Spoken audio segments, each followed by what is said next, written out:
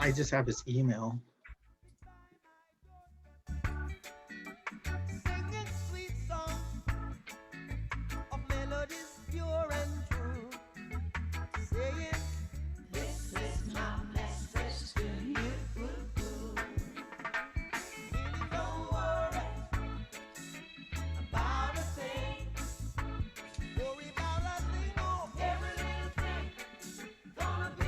You need to find a way to keep the clicker on your presentation, even when you click on other things on your screen. That was getting us the other day too.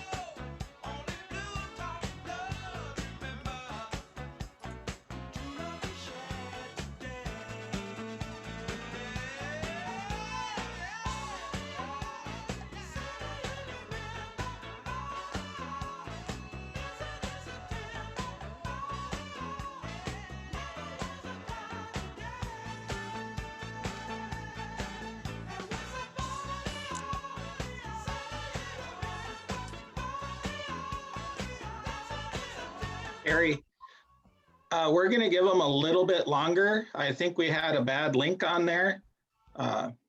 So I fixed that. So it should be working quickly. Oh, yep, there we've got people now. Okay.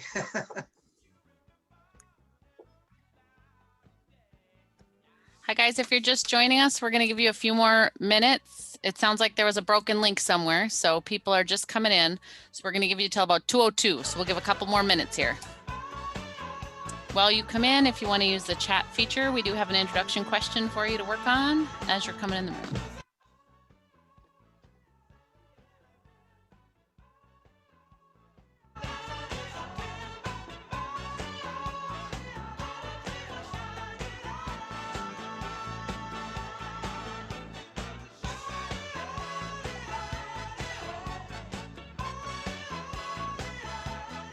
Hi guys, if you're just coming in, we do have a little question for you to do in the chat as we wait for a couple more. We're going to begin in just a couple of minutes. Sounds like we had some tech link issues, so now people are just coming in the room, so we're going to give it a couple more minutes.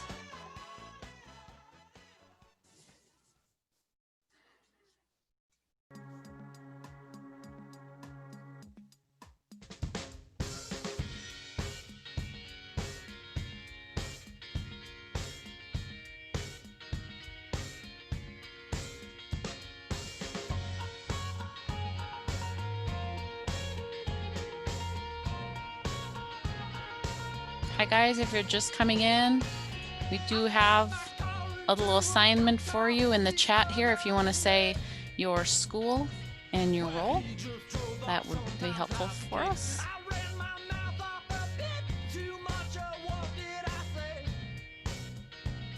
We're going to start in just a minute.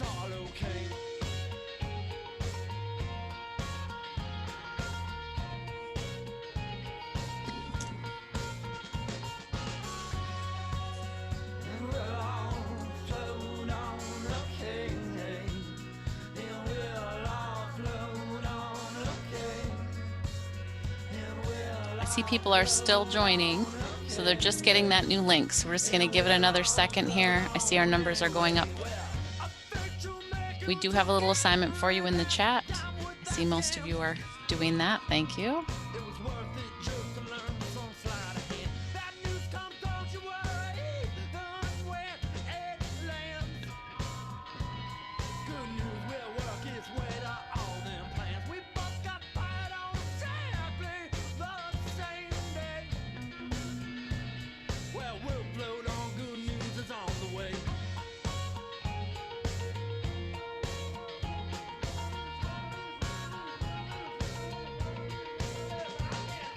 If you're just joining us, please type your school district and your role in the chat, and we'll get started in just a second here.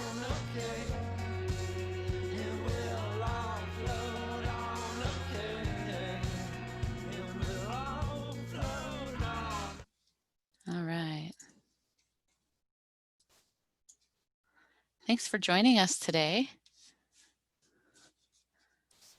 I see there might be some people who are continuing to come on with us, but we're going to get started because we do have a packed agenda for you. We just wanted to start with just a quick introduction. My name is Carrie Whipple. I work with the Southeast Education Cooperative, and some of my roles there center around literacy. So this kind of journey to the science of reading and more of the structured literacy approach is something that we have been working towards and really started on in earnest right about when COVID hit in the spring. And so we've got some projects we've been working on this fall around some grants, the CLSD grant, the dyslexia grant. We're helping with some of those things for some of our schools, as well as a really exciting professional development cohort called LETRS, L-E-T-R-S. And we do have a page that we'll share with you at our SEEK website where we keep up to date on some of our literacy initiatives. So after Erica introduces herself here, she'll put that in the web. Oh, she already did in the chat for us. Thanks, Erica. Go ahead. Hi, everybody. I'm Erica Kindum. I'm in my third year with Reading Corps. Reading Corps, we work to leverage the power of national service with the science of reading. So I will be here today supporting Carrie in putting links and resources into the chat as Carrie guides us through our content. And on a personal level too, I'm very passionate about the science of reading as some of my own children are challenged with reading. And so it's that social emotional connection is really what drives my passion. So thanks everybody for being here today. Thanks, Erica. So I'm going to take the first quote here and just read it for the group. This first quote, "The Science of Reading," comes from Dr. Louisa Moats, and she says, "The body of work referred to as a science of reading is not an ideology, a philosophy, a political agenda." Whew, thank goodness, right? We can't use that any more of that right now. "A one-size-fits-all approach, a program of instruction, nor a specific component of instruction. It is the emerging consensus from many related disciplines, based on literally thousands of of studies supported by hundreds of millions of research dollars conducted across the world in many languages. These studies have revealed a great deal about how we learn to read, what goes wrong when students don't learn, and what kind of instruction is most likely to work the best for the most students. Erica, do you want to read the other quote? Yes, so this comes from Dr. Mark Seidenberg, where he says the body of basic research in developmental psychology, educational psychology, cognitive science, and cognitive neuroscience on reading, one of the most complex human behaviors in its biological, meaning neural and genetic basis. This research has been conducted for decades in the US and around the world. The research has important implications for helping children to succeed, but it has not been incorporated in how teachers are trained for the job or how children are taught. What we'd like to do, just to solidify our thinking around what does it mean when we say the science of reading, what is the definition of the science of reading, we'd like you to use the chat and choose a word or phrase that really stands out from one of these quotes. So anything that resonates with you, go ahead and start typing in the chat. We'll give it just a second.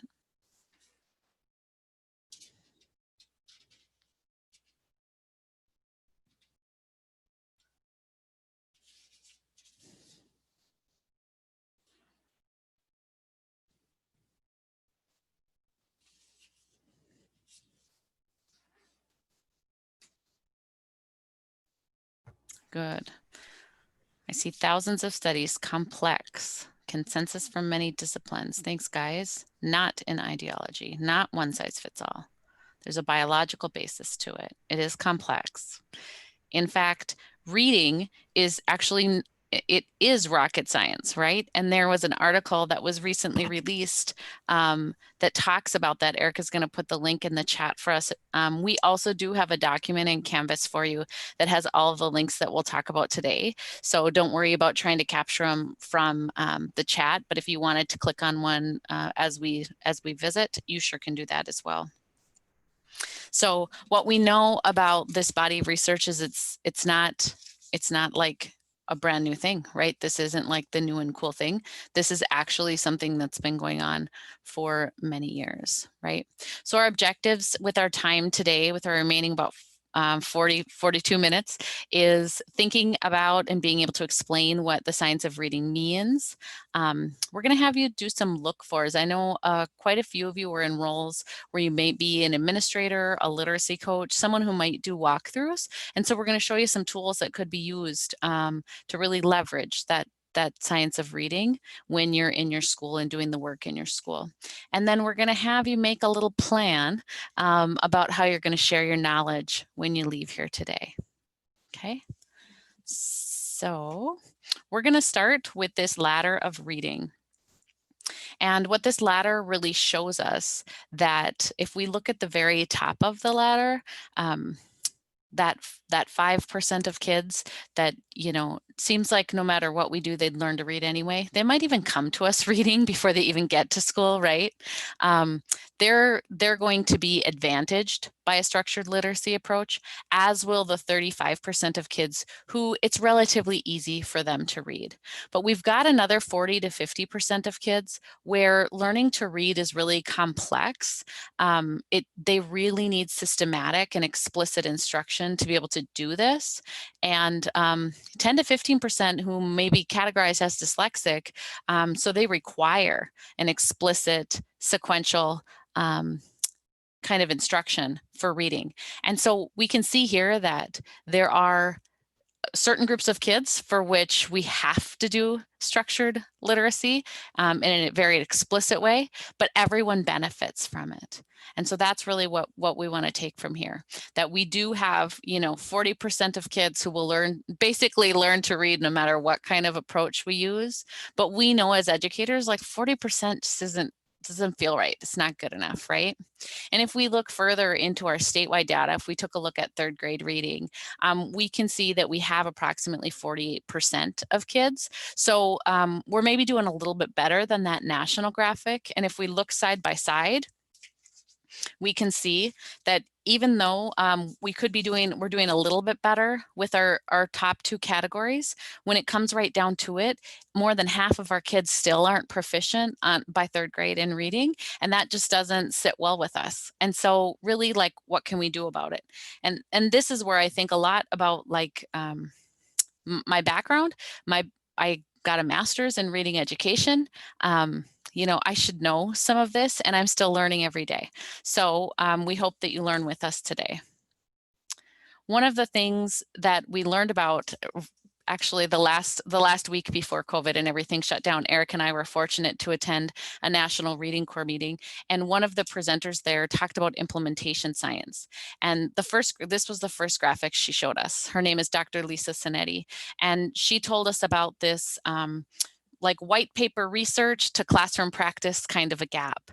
And what she said was, it takes 17 years in education for 14% of the research to get into practice.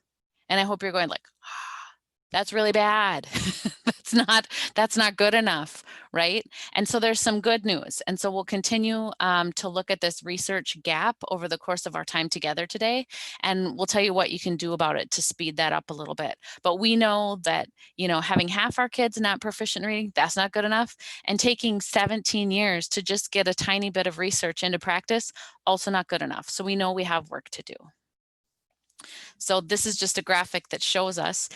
We have research on the one side, and that's what we know about the fields from neuroscience and cognitive science, and advances in technology. We actually have been able to use functional MRIs to watch the blood flow in the brain, and we can see what happens as we have more connections, as we become more skilled readers, as that teaching and learning occurs. On the other side of the span here, we have our classrooms, and always in the middle, we have those educators who are stretching themselves way too thin to do the best that they can for the students they serve. And so we can do better because we know better. And this is an area where we want to be really careful because, like I said, I have my master's in reading, and during COVID, as I'm pulling things off of the bookshelves around me here, I'm looking through and I'm seeing a lot of theories that I was taught that were just theories, and they weren't based on cognitive science. They weren't based on research. And so even though it felt like I brought a lot of knowledge to this body of research in my learning about the science of reading, I'm doing a lot of relearning.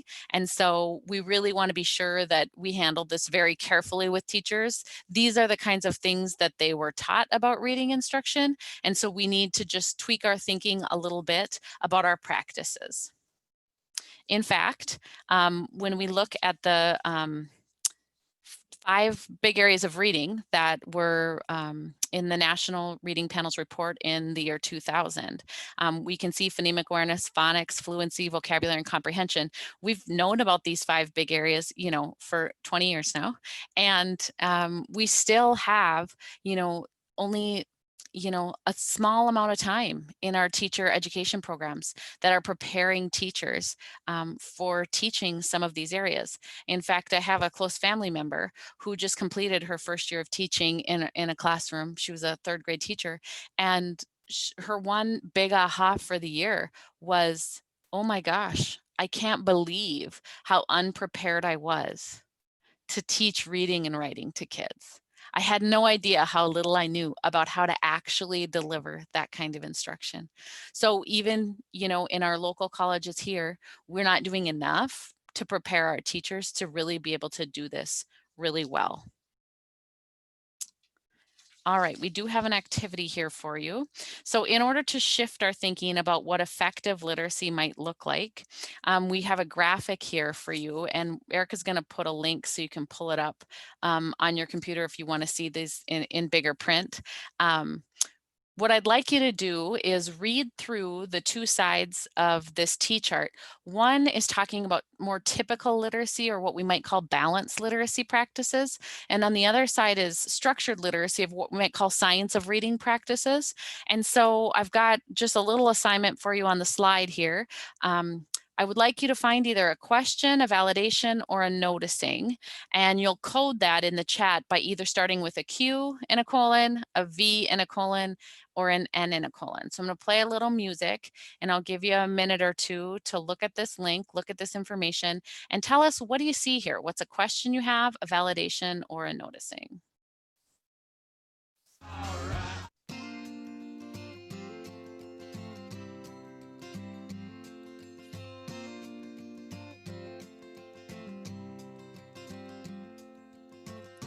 You belong among the wildflowers.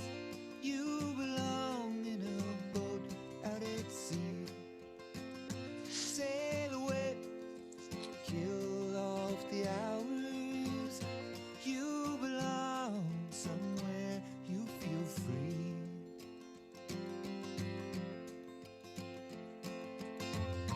Run away, find you a lover.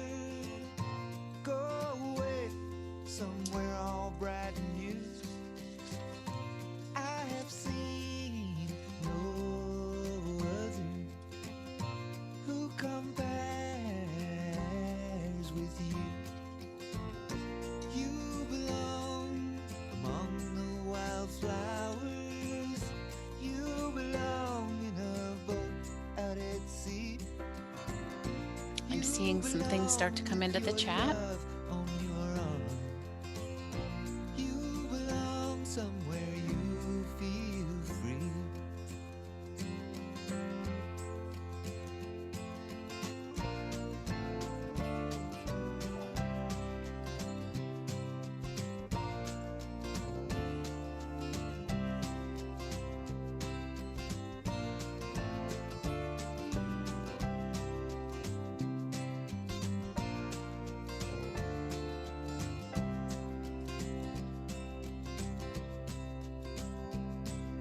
I'm going to give you another 30 seconds or so.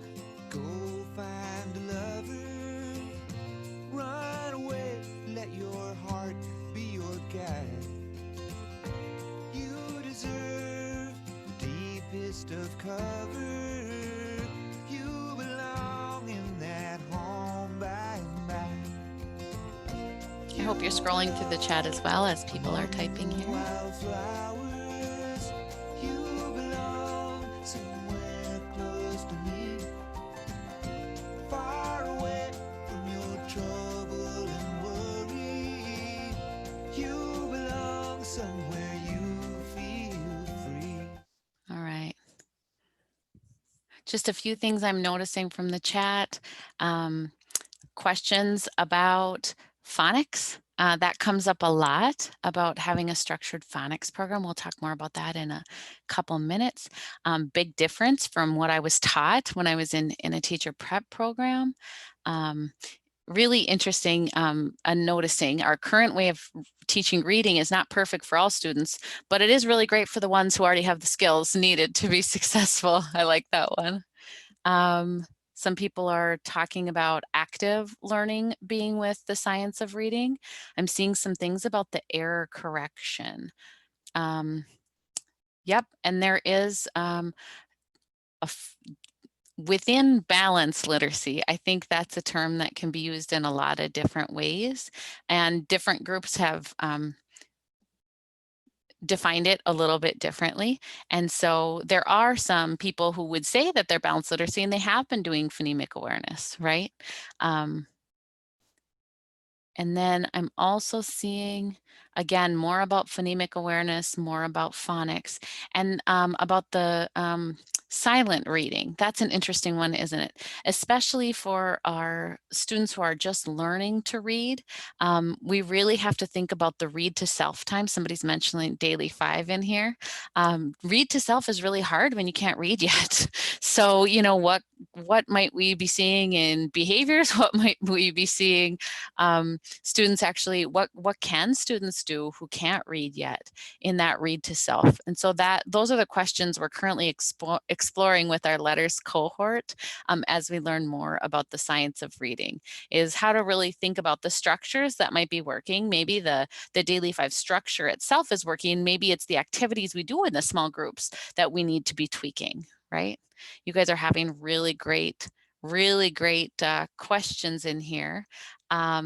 A lot about, I'm seeing some things about what does this mean for older students? So some of the things we'll talk about here have to do with emerging readers. And the reality is that no matter what grade you teach, you might have students who are lacking some of the skills that we talk about when we're building that base. So there is something here for all of you. You can keep writing in the chat, and I'm going to keep moving in our slides here so we can dig further into this. So can they raise their hand? Is that a thing in the webinar that we're doing here, Russ? I don't even know if it is. Yes, you're raising your hand. Okay. Okay, so what I'm going to ask you is I'd like you to raise your hand if you've seen this graphic before or something like this that explains the simple view of reading. Okay, I see a couple of hands raised. We've figured out how to get there. So this is mostly, it looks like mostly new for our group, but some people have seen this graphic before. That's awesome. I'm going to play a quick 1-minute video here.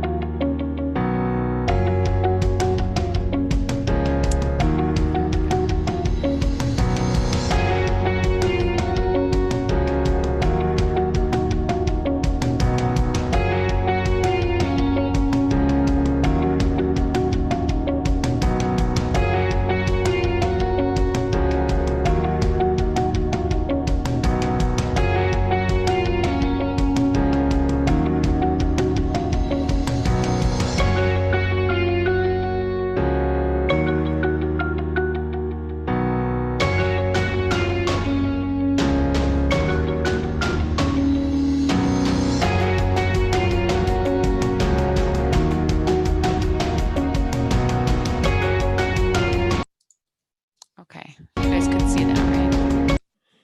You could see that video, right, Erica? All right. So the simple view of reading is really one of the first big bases that we think about and learn about when we're learning about the science of reading.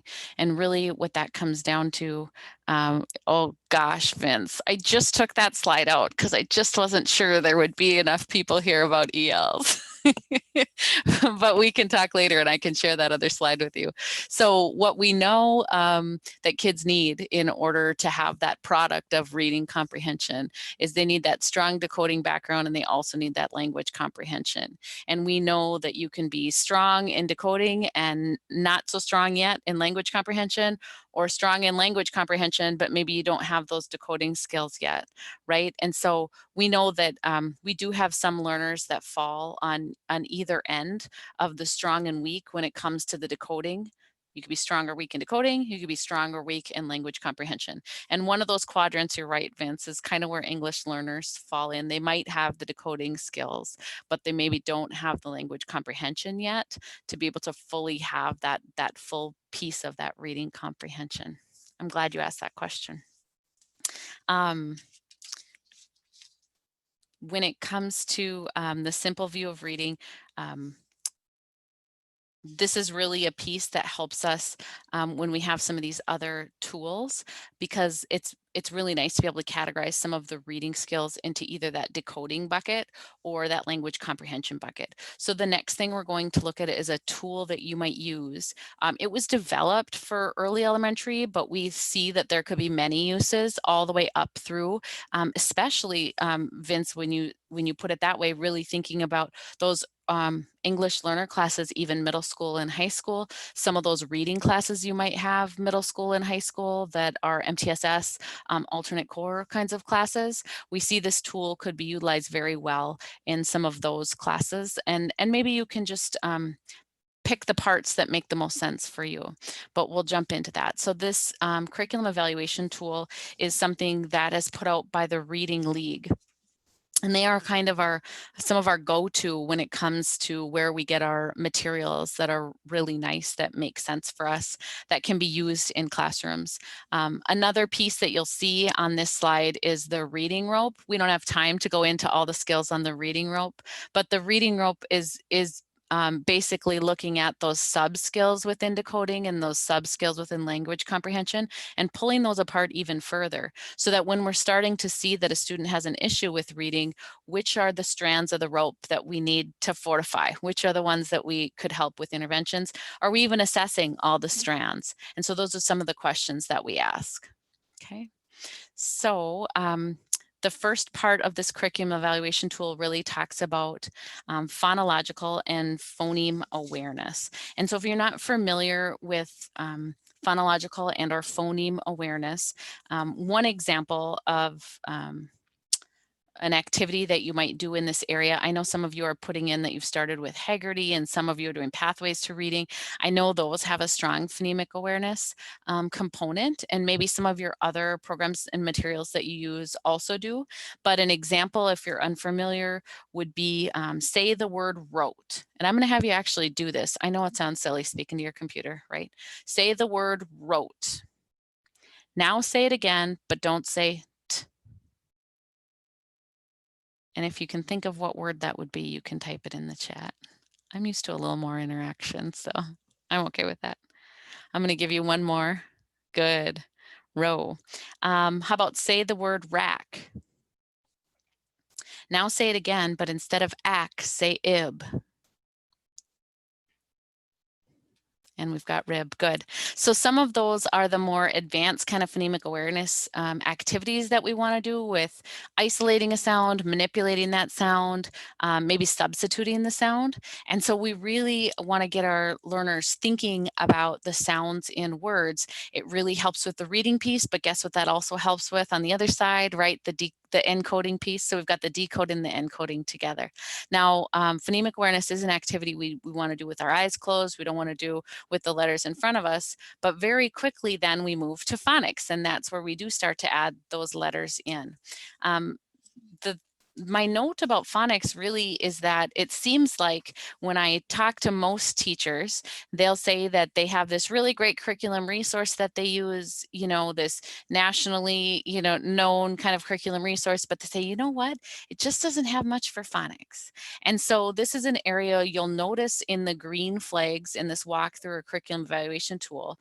The green flags here really talk about systematic, really talk about explicit. So I feel like when teachers are telling me like the phonics, like there's not enough phonics or there's not enough phonemic awareness in their curriculum resource, what they're really saying is that the instruction in those areas is not explicit, and it might not be very sequential, or maybe it's unclear that it's sequential. And so there's a question in the chat about leveled readers. There is a lot of information about leveled readers versus decodable readers in the science of reading community. And I don't know that we'll have time to get all the way into that today, but you should stay after or email me and we can talk about it. All right, so just as an example of phonics, since we haven't done much explicit instruction in this language that you see on your screen, what I'd like you to do is see if you can type in the chat what this sentence says. Or even just the first word. You can just do the first word if you want.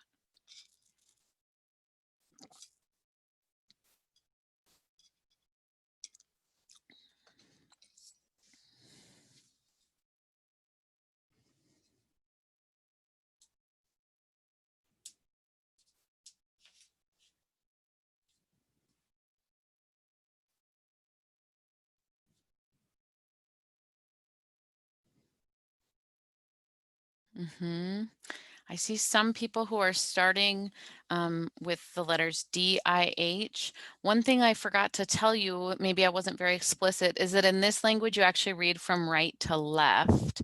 So those of you who are writing the word D-I-H, that was actually the last word. We do have one person who figured the code out. So the last word in the sentence you write is hid. The first word is kit. You're right, Jim. The first word is kit. Kit, you're right. Kit ran and hid. So you did very well based on the knowledge that you had about how language systems work. But you can see how when we're not explicit and systematic, when we just put these kind of letters up in front of kids, they might not make a whole lot of sense to them. In fact, we did an activity last week with some teachers where we talked about what the letter names, like the name of the letter W. Actually, if we did things based on letter names instead of letter sounds, we might see that kids are really confused by that. Like they might think that words that start with W, actually, we write them with W, right? And so you can see why it's so important. Reading is rocket science. This is not something that's natural to us as humans. Oral language is, but reading is something that really needs to be taught. And we know through our MTSS work, we know through our intervention work that systematic and explicit are really where it's at when it comes to this type of instruction. Next, this tool leads us to that pillar from the NRP report about fluency. And what we'll see on the green flags and the red flags from this slide, we're not just looking for rate, we're also looking for accuracy, we're looking for expression. One of the things that we'll see here too is that in the red flag area for fluency, there are some programs and some teaching practices that would allow for an incorrectly decoded word as long as the student kind of got the gist of the passage or kind of was getting to that next level, that comprehension level, which is what we want the product of reading to be. But we have to be sure that we're doing that explicit error correction as well. If I read frog and it's really toad, we need to be sure that I know how to decode the word ode, right? That I understand that. And so in some programs, and this is something just to watch for, in some programs, in some practices, it's really all about more about the gist and the comprehension piece than the actual did you decode the word. And so this is where your question kind of comes in about decodables. There are two groups of books for early readers. One would be like a decodable set of books and one would be more of a predictable text. And what they say about the predictable text is that you may not need to be able to decode the words. You might not have to decode the words to be able to read a predictable text. You might be able to really make good guesses and have the gist of it and feel like you're reading and look like you're reading. There's a really, should I say it, Erica? She's going to say, I don't know. Yes, I should say it. If you want to look up the Purple Reading Challenge on Facebook or on YouTube, there's 2 videos that really show this in action when a student has a predictable text about the word purple. So different things are purple as she turns the pages. And then when the mom goes to cover up the pictures and the child tries to read the words, she has much more trouble, of course. But then she does a second video on how to decode the word purple. And once she teaches her how to read the word purple, how she can read maybe even without that picture cue support. And so it's really an interesting video and I encourage you to go find that one on Facebook. I'll make sure that we get an updated Word document with all our links on it that has those for you.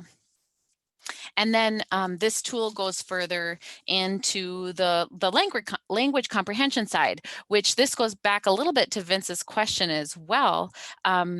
Asking about English learners, and we know that English learners might have very different background knowledge coming to school than some of our other students. And so it's really important that we build that background knowledge, and there's good to see there's some green flags to look for in this area, as well as vocabulary instruction. And if you've done the project with Dr. Kevin Feldman, that he's done in many places across the state, that academic language project. We do talk a lot about, we have a whole series on the vocabulary instruction piece. And what this comes down to is, really thinking about which tier 2 words need to be taught explicitly, for example, using that FAIR model, and also getting into morphology. When we look at something like this slide, when we've got that definition, but we also get into the morphology of the word, we get into where the words come from, kids can build their knowledge of words based on the roots and the suffixes and the affixes that we have on words. The more they know about morphology. And so our vocabulary instruction, you know, the green flags of the vocabulary instruction really talk about those tier 2 words that are explicitly taught, choosing a few, not having, you know, 40 terms for this chapter, you know, but really focusing on a few words a day that we're going to be really explicit about teaching. And then also getting into like a discussion about the morphology and what parts of those words mean. For students so that they can start to build their own word bank and learn more words. It's also important in this area to really be thinking about that grammar piece, that language structure piece, verbal reasoning. Some of that discussion is really in there. When I think about the Common Core standards and the shift to more oral language, I really see that verbal reasoning piece play out here in the green. And then just literacy knowledge. So again, thinking about my English learner background, the literacy knowledge piece really comes in for those content area teachers. And are we teaching kids that the language of science really does look different than the language of social studies? One is much more of a passive voice, one might be more of a narration, right? And so how that text looks and how we approach that text, how we approach a text for social studies might be reading the caption on a picture, which is very different than reading a graph or a chart in science or math. And so just having those things pointed out and explained to kids so that we were explicitly teaching that genre, whether it's a genre within our language arts class or whether we're talking about the content areas and across the content areas. And then finally, we get to the product here of all that hard work, which is reading comprehension and really having those look-fors of that comprehension strategy, that gradual release, that I do, we do, you do piece. Those are in the green flag area. And then we can't forget about writing. Eric and I were talking today, and as soon as we know the things about literacy that we need to know and share with others, we know that writing comes next. So that is our natural next step as far as the things that we'll be working on and offering from our office. And then finally, there are some green flags and red flag information here about the kinds of assessment that you might need to collect to get the information that would lead you to who needs to be supported in some of these areas. And then last, just the overall instructional design of your literacy program. All right. I'm only 2 minutes off of my time, Erica. Good news. So when we think about this bridge, that's a lot of information about literacy that we just went through in the last 10 minutes, right? And when we think about that bridge from research to practice, we have to look for a minute at implementation science. That's really what's going to help us get from the white paper back to the classroom. We need more than 14%. We need more than less than 17 years. That's like way, way too long. So when we look at our graph here, if we just do as we've always been doing and let things happen, it's going to take that long. But there are some things that we can do to shorten that up, and we call making that happen. And the good news is we can get the making it happen down to 2 or 3 years from research to practice if we look at some of these implementation strategies. So what I'd like you to do is just take a look at these strategies that you see here and think about from your role in your school or in your agency, is there one of these implementation strategies that you can use to help bridge that knowledge to practice gap?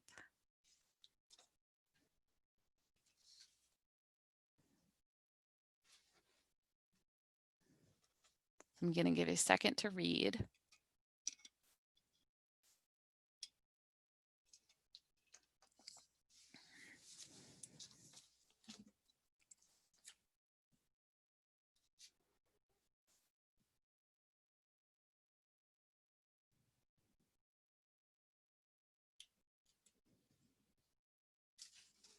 I see some of you are typing in the chat. Thank you.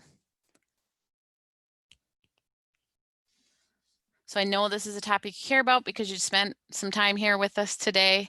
I want you to be able to do something with that knowledge. And so whether you're going to be distributing some of the research and the links that we've shared today, as well as in our Word document that's in Canvas, that would be one of the things you might be able to commit to. Maybe you feel like you're ready to do some training. Maybe you're going to start to give these little bits at one of your staff meetings, whether you're doing that in person or virtual. Yes, the slides will be, available. Yep. And so we have a couple of ways that you might, if you picked distribute educational materials, or if you said that you're going to create a professional learning collaborative, this curriculum evaluation tool that we just looked at might be one of the ways. We do have another resource for you, and it's from a page called the Right to Read project. So the one thing that we haven't spent a lot of time talking about is how that that graph that we showed at the beginning about having about half of our kids not have the right kind of instruction to be able to read really becomes an equity issue. And so equity is something we've been talking about especially a lot lately, and we need to keep that on the front of our mind. And this Right to Read project really views this science of reading from an equity lens, and they have a lot of wonderful resources. The one that I'll point you to here is the discussion guide for At a Loss for Words. And I know that a lot of you might have listened to the podcast At a Loss for Words. It's by the reporter, the education reporter, Emily Hannaford, and she talks about the kind of the problem with the way we've been doing reading instruction and being set in our ways and not moving off, and how that's created some real issues for kids. There is a facilitator's guide, and basically the guide kind of walks you through when to stop and has some questions that you can ask if you wanted to listen to this podcast sort of as a small group, as a PLC, or as a staff. You could also put those questions into your learning management system if you had something like that locally. I think it would really start some great discussions in your district if you wanted to go in that direction. With our last few minutes, I just wanted to tell you about a couple of other resources that we had to put out and make available to you, and then we'll have just a couple minutes for questions. So the first set of resources we wanted to share is the link we shared earlier. The article is called Teaching Reading is Rocket Science by Dr. Louisa Moats. There's also another tool that goes a little bit further than the red and green flag tool, goes into a little bit more depth, and it's called Structured Literacy and Typical Literacy Practices. And so if you would want to take a look at that article, if your role was a literacy coach or a curriculum developer, or you were adopting a new ELA curriculum at this time, that might be something you want to look at, clicking on that article. There is a short video from Jan Hasbrook, and that's the Science of Reading overview, maybe about 45 or 50 minutes, really good baseline for if you'd like to learn more about this. And there is also a principal blog about the science of reading by Principal Ortiz. And so it's called Decoding Leadership. And so we've got the link for you for those. If you're looking for materials, if you're a teacher, Title I strategist, something like that, and you came here looking for materials, you will find some links to some materials here. When we do the MTSS training, we talk about the West Virginia phonics lessons. They were developed through a project with the Department of Education, so they are free and available online. The way you access them online is a whole lot of clicks. So one thing we did for you is we put them on our SharePoint site on our website so that you had to click a little bit less and you could get to them a little faster and download a whole file at a time. So we have that link for you. There's also free decodables that someone within the Science of Reading community did during COVID and put online that align with the Virginia phonics lesson. So if you're looking for decodable books to go with your phonics lessons, those are available, as well as some other resources here that you might like if you are more in the trenches as one of those teachers hanging across that span there. I'll have you check those resources out. And then we've got a few pages that we follow regularly. The Science of Reading Facebook page, the Reading League Facebook page, and the Evidence-Based Teaching of Literacy and more. So hopefully these are some resources that might be useful to you, we've got them in a Word doc so you can have all the links. We also have our PowerPoint presentation in PDF in Canvas as well. We do have some time for questions. I know we sort of addressed the decodable. I'm gonna look through. Erica, is there any questions that you think we can handle? Okay, Carrie, I don't know if this is we might not have enough time, but Melissa asks, I was told by admin that many schools no longer require handwriting and therefore it's not necessary to teach it in elementary. I believe Bismarck Public Schools no longer teach handwriting anymore. Do you feel this affects their reading directly or indirectly? There is some research coming out about handwriting and even cursive. Some things about cursive. I was a big like, don't make my kid learn cursive. It's a whole new language for him and he has ADHD. But there's some research that says like I might be on the wrong track with that. And so there is more and more coming out about handwriting, linking handwriting to that encoding and that decoding piece, right? And linking those things. So like Erica said, I don't have all of it on the tip of my tongue here today, but there is some information about how one does support the other.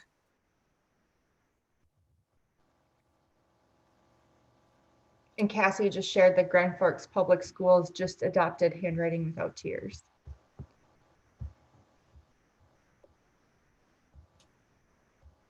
I'm also looking for some of the commitments that you guys have put, what you're going to do with this information.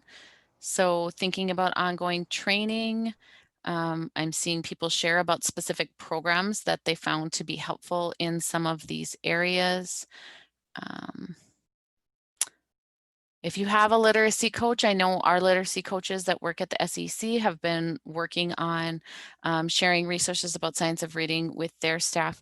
Again, not wanting to throw everything out that we do because we are having success with teaching some kids to read, but we just might need to tweak some of our practices and really supporting teachers and resourcing them to be able to do that. Knowing too that instruction needs to be explicit too, right? We need to be sure that we're providing those kinds of opportunities.